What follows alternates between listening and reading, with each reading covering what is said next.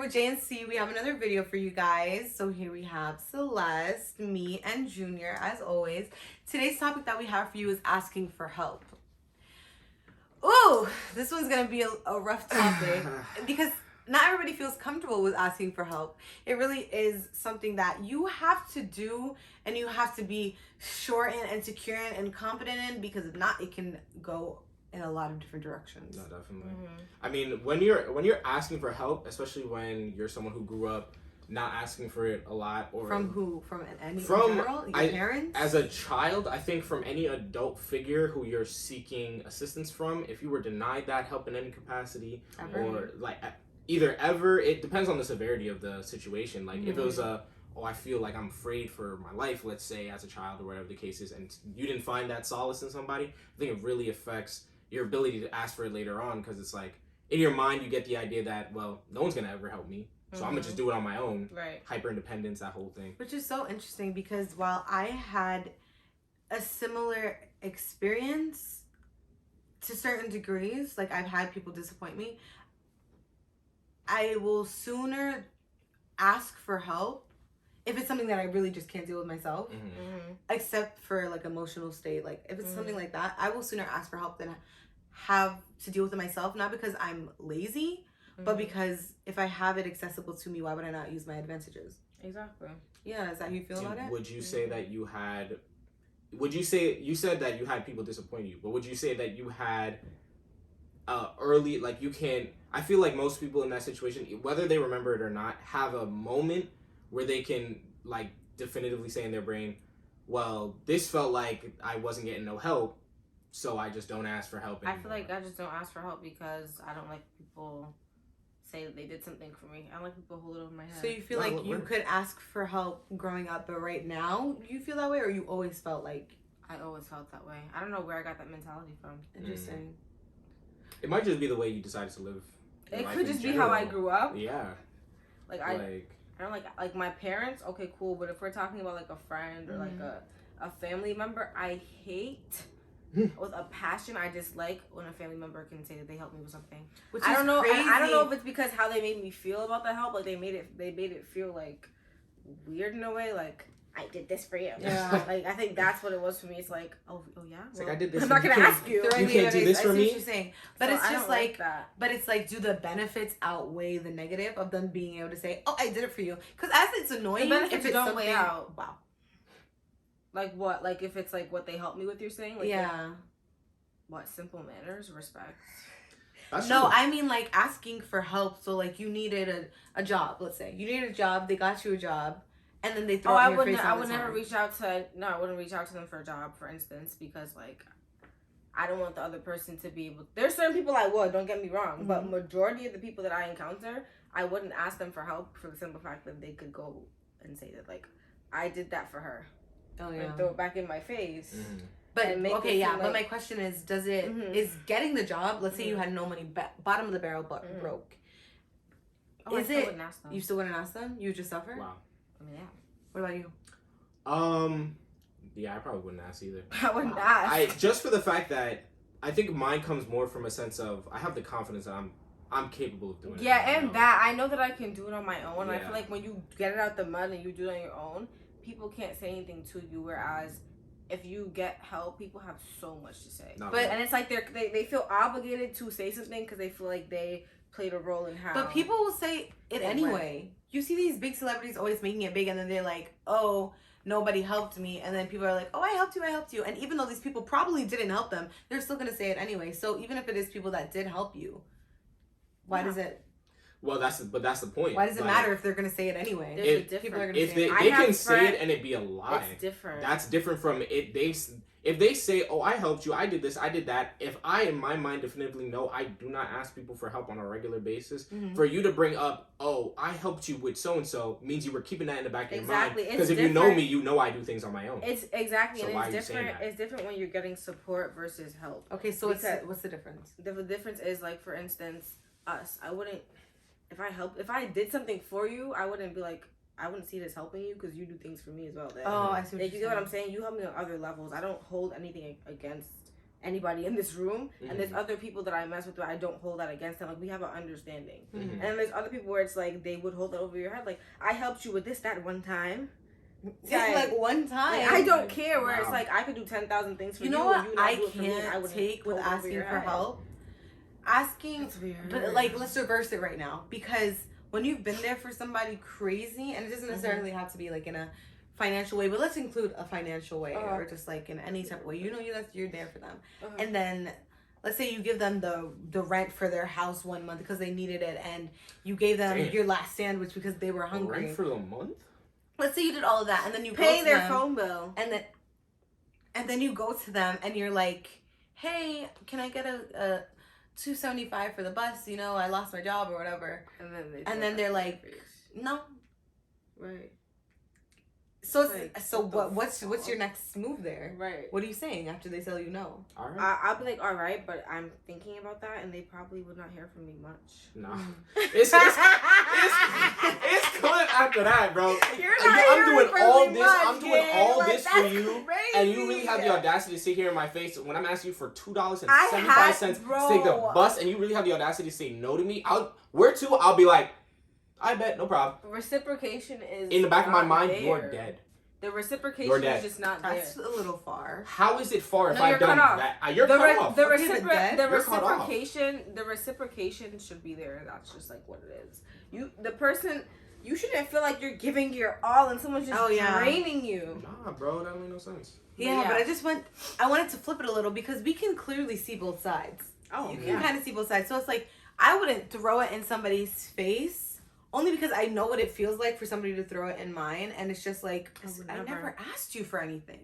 And that's all I asked for was respect. That's what I'm saying. Especially when it's like a situation where somebody just gives you and gives you and gives you, and you never asked for anything. And then they're like, oh, I did this for you.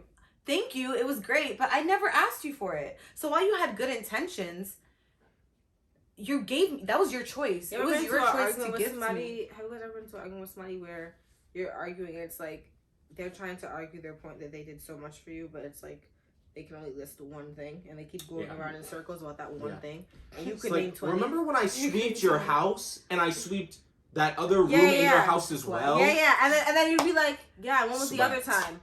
Well, that day, literally, when I took the broom, I did it in the morning and the night. They're going around in circles around what they did for you, quote unquote. And it's like you can sit there and tell them this whole list of things that, you really cared for them and you really did this because you really cared for them. They can't do the same thing for you. It's deeper than materialistic and money.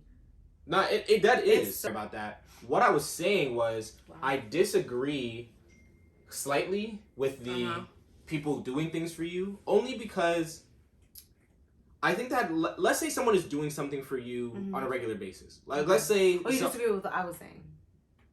Well, with the idea that like, oh, I didn't ask you. All right, and that's a fair thing where it's like I didn't ask you to do all this stuff for me, and you're doing it for whatever reasons you were doing it, and that's kind of cool. But there are people out there who are doing stuff less so because it's for them, and more so because of there are just people who like to do things for people, and it's out of a sense of just not obligation or I want this from you. But the point is, the person can't later go and throw that in their face. And because if that's just how you are, then let it actually be how you are, and you can't throw that in people's face because that's not actually how you are. Then what I'm saying is that in the sense of throwing it in people's face, first off, some people get really defensive about this kind of thing in general. So it's defensive about which side? About the fact that someone is saying like, oh, well, I did this for you. Can you do this for me? Or whatever the case may be. Or like, I did this for you, remember? And things of that nature. Like, I'm not going to sit here and say I've never said that. Because I've definitely said that to certain people and been probably have. I've been like, yo, listen. Let's be honest here. Like, but it's always, for me at least, it's always out of let's be honest. They're talking about some, oh, why don't you do so-and-so? Talking in a sense where it's like, I don't do stuff. Or I don't help out, or whatever the case is. And then it becomes you remember when I did whatever the case is? That's usually when I'm saying it. But what I'm saying right now is that there are people who get defensive in the sense of you're bringing up to them that you did something for them, and they're taking it in a way of you're telling them they don't do shit. And it's not about that sometimes. It's more so about the fact that some people, how they get close to others is by doing little tasks for them or whatever the case is. Or like, you know, that's their form. That's their form of showing their care and stuff like that. Language. And I think that at that point, you have to also recognize for yourself as a person, like, all right, this person is doing a lot for me. Mm-hmm. If you don't feel comfortable with that, or you have enough wherewithal to be like, this person is doing a lot, and just for their sake and my sake of not making this be a weird thing, if we were to get too deep into this, mm-hmm. I'm gonna just be like, my boundary is, listen, I appreciate it, but mm-hmm. it's all good. I'm gonna do it myself. Right. Or you reciprocate if you're capable of reciprocating in the same manner, you do so. And if they start getting to the point where it's like, nah, like I just can't reciprocate this for you, then you tell them, listen, I appreciate it. Nothing against all the other stuff you've done for me, but just I can't reciprocate that, so I don't feel comfortable accepting it. And that's it. Yeah. And it would save a lot of conversations. It would allow a lot of people to be a little more vulnerable and asking for help and things of that nature. For sure. Like just having that basic level of communication to say, mm-hmm. yo, I'm not sure I can give the same you're trying to give me, so I don't want to take it from you. But you know what's sad? Like the type of people who don't ask for help because they have nobody to ask for help. Yeah. Oh, that's so sad. And that's so sad that's because really you know what's crazy? It's not. I've been so blessed and fortunate. That's not even something that I would have to. Right, because it's not like I don't have people. I just don't feel like I could. But some people because even having the option to ask for help is drastically different than somebody who doesn't even have someone they can ask for help. And if somebody's in that situation, what do they do? You keep going. That's like really what you do. I feel like people look for outside resources like strangers. Yeah, they find that outlet in friends instead of family. Exactly. Or they go out places and they try to meet new people. Like, or they sign up for programs. They have a lot of things in this world. Like believe it or not. You end up. And I know a lot of people don't know about them or they just don't do it. But they're not saying that there's not a lot to the point where everybody is like, I'm all happy. Yeah, and you know what's a good resource? Yeah. College. Social media, exactly. Way. You have to find your space on the internet. If you use social media in the right way, it could be great for you. It can transform your life, but the problem is some people get too caught up in memes and all of these other things. It's not real life. Memes are it's a joke. Memes are pretty. It's not a joke. No. I like memes too, but when that's your whole feed and you can use the internet for other things, unless memes is the way for you to better your life. Mm-hmm. Like if you just need it for comic relief and that's what you need, and it's gonna help your life that way. That's fine. But in other aspects, in other areas, especially as a young adult, the internet has so much to offer, but people sometimes don't use it, and I feel like it's pretty disappointing and sad. It is. Yeah, it's very true. People don't use social media and the internet period for what it is anymore. Like Google, you can look up anything. No worries. Like there's people like that I met in college that they would ask me questions, and I'm sitting here like, you have an iPhone, and you have Safari, Siri, and you have Google, Chrome. Not saying that you can't ask questions, but let's be real here. Why are you asking me this? We use Google and look up things and research things, and learn. No. And asking for help before you ask, like try before you ask. I see what you're saying. Yeah. Make an attempt before you ask. If you really don't know, you really don't know.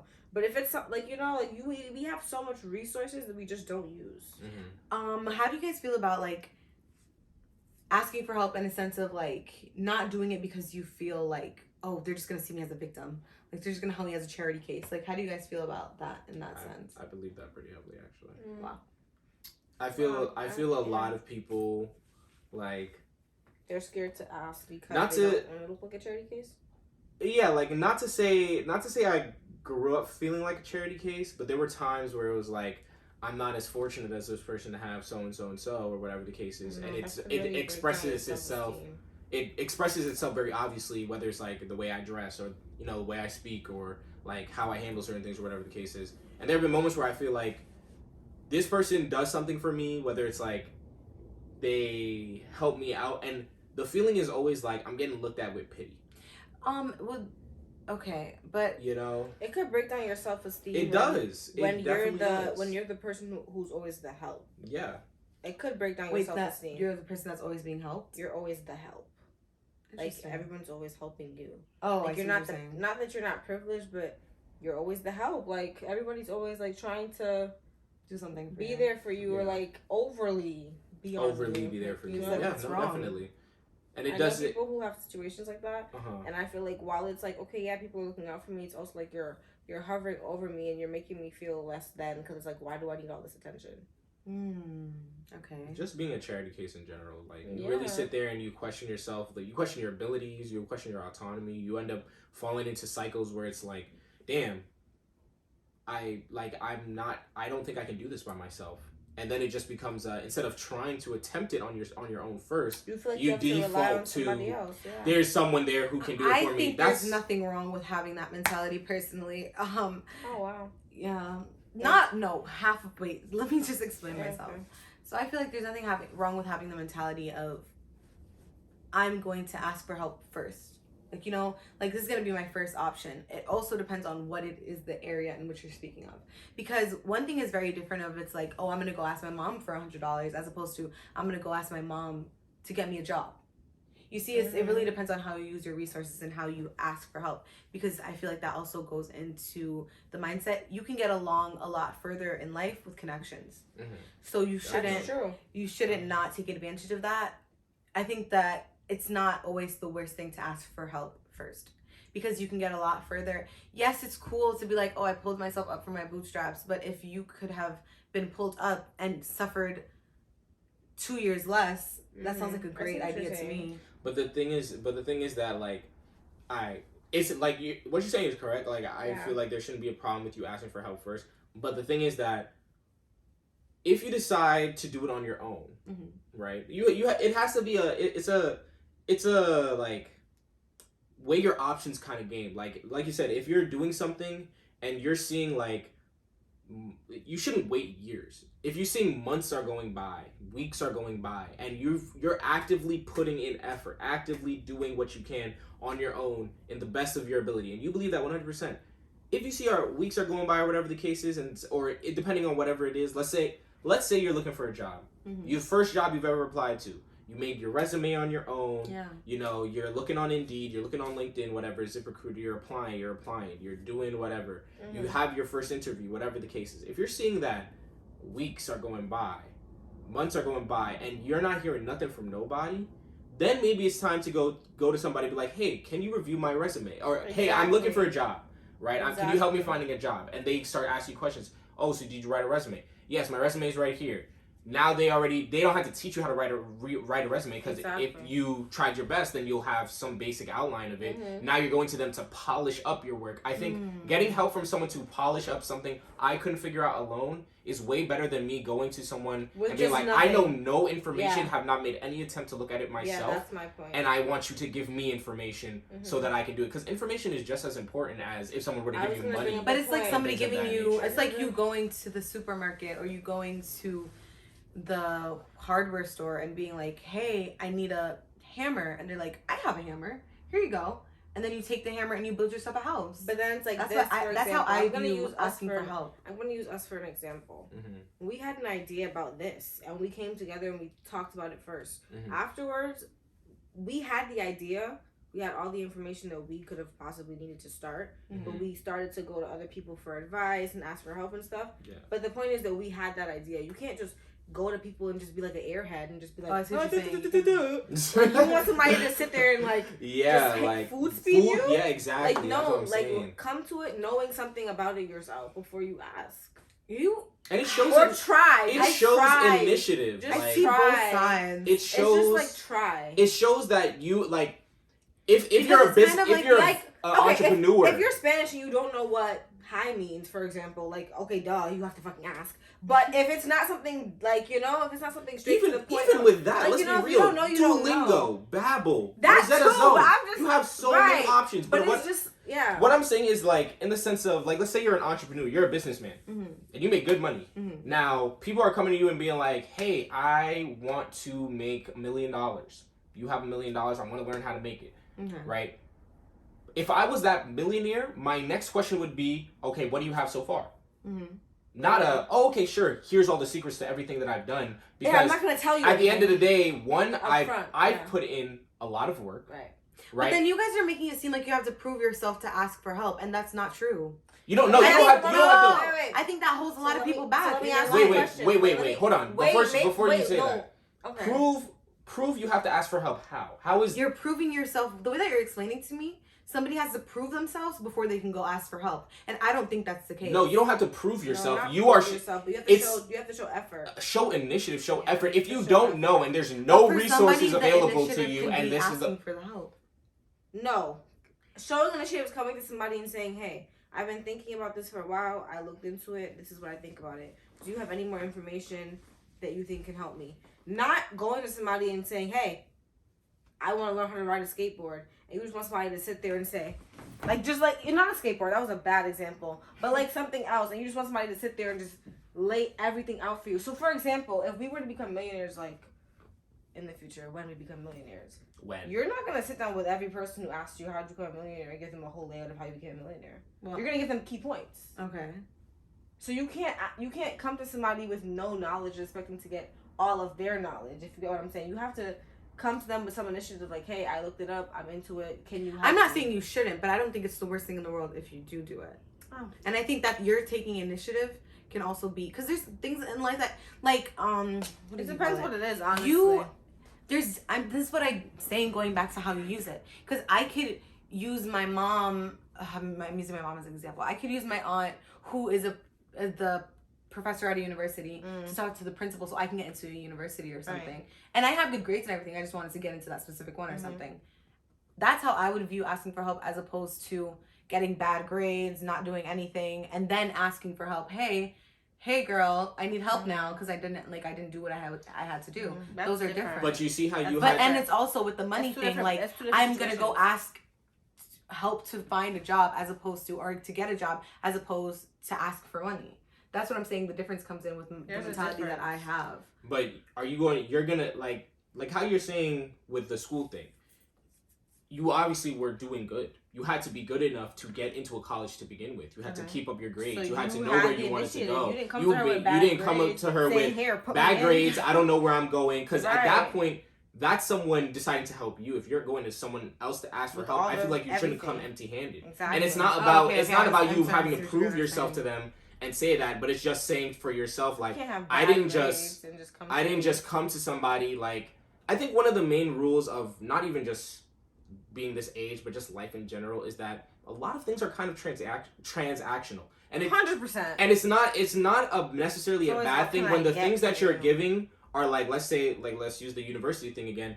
You go to your aunt, and she is the professor at a university who has tenure, and she's good with the principal, whatever the case is. Now, she can definitely probably get you into the school, but she's not going to sit there and rep for somebody who isn't doing what they're supposed to do, not getting good grades, not actively attempting to push herself in a direction where you want to be and things like that. But because you've been doing those things, that is the thing you're giving in return for her help. And then afterwards, you're consistently going to class, making sure your grades are good, because at the end of the day, now she put her reputation on the line for you. She put her potentially her tenure, her job, whatever the case may be. If you mess up, then it's like, now you're making her look bad because she thought that giving you the help was worth it.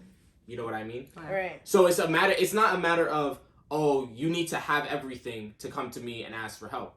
If you come to me and you say, I don't know anything, and I feel like you're the kind of person who, at the end of the day, would benefit from this, or you'll take it in a way where it'll be worth it, then sure, you don't have to come to me with stuff for me to give you an assistance. But if you come to me with, oh, I want to learn how to skateboard, I don't know what I'm really doing yet, I tried to practice an ollie, you show me how you do an ollie. You don't really get the board off the ground, but you shove it enough where it looks like it's about to come up. In my mind, wow, he's actually kind of serious about this. He really wants to learn this. That gives me more energy and eagerness to teach properly, and then that will probably influence them to... Damn, I spit OD. That'll probably give them more of a boost to be like, yeah, like I enjoy learning this and stuff like that. And that was one of the things that I felt like with teachers. They came into the class thinking, I'm just here, I'm getting my paycheck, whatever the case is, and they don't care how to teach the lesson. While other teachers, specifically my science teacher when I was in middle school, Mr. Dukin, I will never forget this man, bro. He is the person who reignited my flame for science and made me want to become an engineer in the first place. Because I'd come into the class, he has this thing on the board, we have some weird pieces laid out across the table, whatever the case is, and I didn't need help at the end of the day. I was figuring it out on my own. But he would come to me and be like, you know what you could use this for? And then he'd give me ideas of how I could put this transducer for whatever in a different thing or whatever the case is, and or I could use this chemical or whatever the case is for whatever else, and it would get me thinking. I'm like, damn, wait, so can I do this? Now I have things I want to ask. Right. Thus, I'm going to him for help, and he sees I'm already taking initiative, so it gives him pleasure to give me help, which will just make him do it better. Exactly. It's a feedback. It's a feedback. Give you more information. That's all it is. You showed interest. Exactly. And I think in the same way with help, if you show interest in the thing and show eagerness to actually do the thing right, it makes me want to help you better. Like really excited about something that I'm knowledgeable about, I will have a good conversation with you about it. No word. Like yesterday, I was at the vet with Benji, and this girl was talking to college with me or whatever. Mm-hmm. Regular conversation.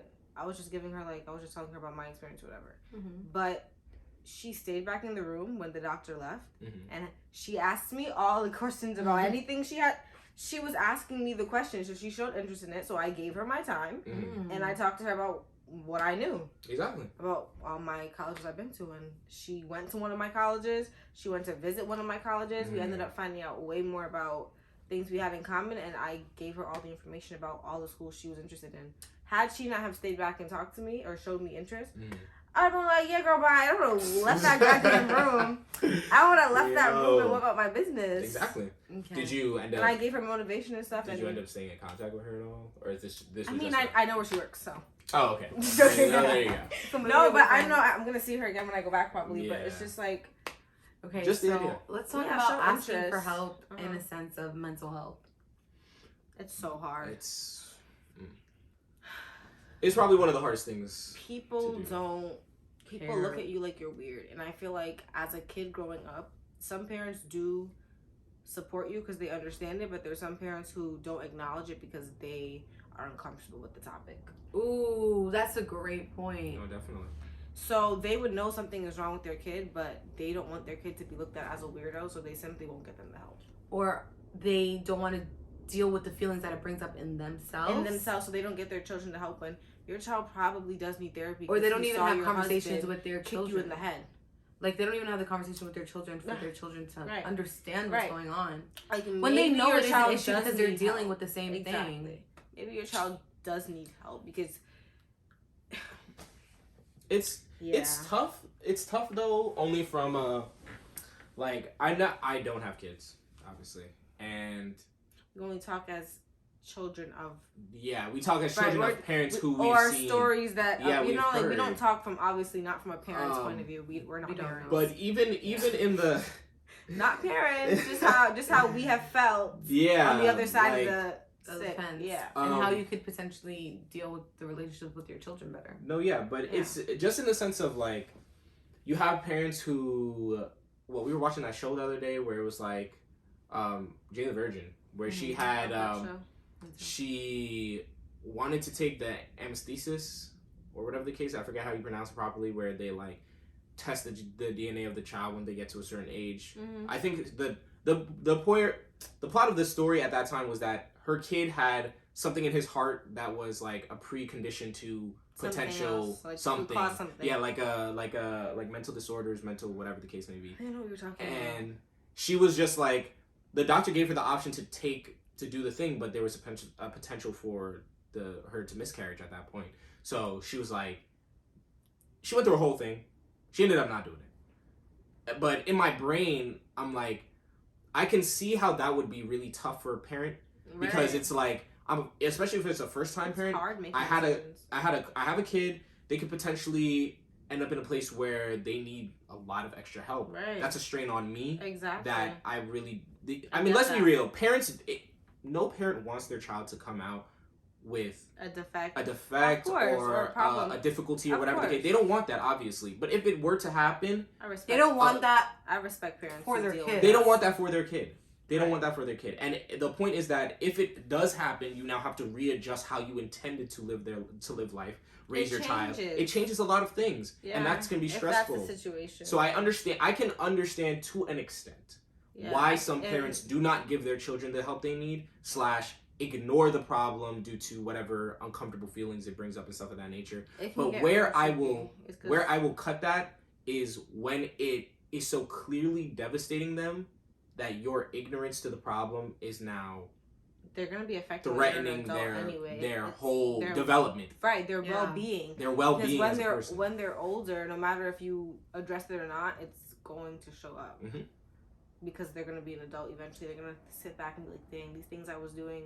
And they're gonna have to work even harder to deal with it when they could have been hard. dealing with their entire lives and getting used to it slowly. Exactly. Now they're an adult and they have to just go through all the new. It's like a new life. Mm-hmm. It's already a new life, being away from your parents. An adult, exactly, and then you just have to learn about yourself from your childhood that you were never even told. It's just annoying. Like if you see signs of anything, then don't be scared to get help. I understand that not every doctor means well, so you have to do your research and you have to look things up on your own. It's a sad truth. You have to play doctor yourself sometimes. Yeah, and you have therapy to look is things a up. real thing. But you might not like your first therapist. You know, you might not like your second therapist. You might not like your third. But you could like your fifth or your 10th. Yeah, just keep trying, and it can make your life so much better. Nobody wants to put the effort in. Listen, the whole point is that therapy is not there as the ultimate fix. Therapy is there to give you the tools to help yourself deal with the things you have in life. You having a mental disability or a mental disorder or whatever you deal with is not you being broken. It's just you being dealt an unfortunate hand of cards. And you gotta live regardless. You know what I mean? You gotta live regardless. So therapy, for sure. Therapy is a must-have. If you feel you need it, there are plenty of websites online. You know, this ain't no sponsor. This is not sponsored. BetterHelp. BetterHelp. They help you with the most serious situations. And if you use our code... No, I'm joking. But, no, yeah, BetterHelp. You can go online, look at their therapists. Bro, Google. Like we were saying earlier. Google. I don't know if I should put my old job's number out there because their phones are probably going to ring off the hook. But Northwell Health has a lot of... I don't know if you're from New York. They have a lot of resources too for mental health. Also, your schools. I go back to this because it's like you would be surprised. Your school has a lot of resources, and while it might not be evident to you because you're worrying about other things like probably boys and like especially in like high school, like you're worrying about what fight people are getting into outside. Yeah. But realistically, especially in New York City, there's so many programs to help. I realized that once I started college here. Because I went to college in Costa Rica, but that's not the point. Once I started college here, I realized how many things there really are for the students. Like, they really actually care about you here. Mm-hmm. Yeah. It's nice. Yeah. But, so don't look for it. Ask your guidance counselor. Ask your advisor. Ask these people because you know what? The programs exist. Yeah, and a lot of people are suffering from mental health. Like, plus, the government is giving away free help. It's really tough out here for mental health. Use it. Like, some people don't have insurance for it. Some places aren't accepting their insurance. Some people don't have availability for months. And that's why you have to take advantage of so many things when you're a student. Yes. It is so tough because if your school has the resources, you're better off getting it. Then again, my last college, it was even hard to get an appointment there because so many people in college were trying to get appointments. Yeah. It's mental health nowadays is really that bad. Everybody's suffering. Yeah, man.